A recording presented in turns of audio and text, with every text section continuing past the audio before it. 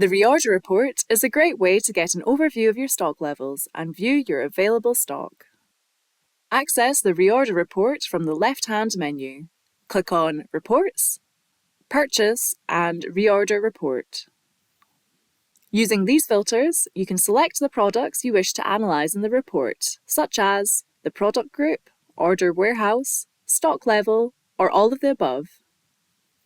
As you can see, there's lots of really useful information here, such as suggested stock replenishment numbers, the outgoing transfers column, which shows you how much stock you have on parked warehouse transfers, and the incoming transfers column shows you which of your warehouses are expected to receive goods.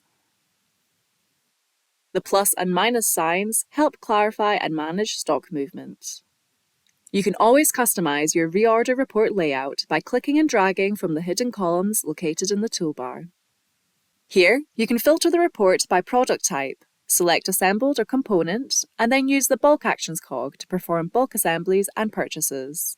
You can even move stock between warehouses and model your min-max stock through AIM. All this and more can be done in the reorder report in just a couple of clicks.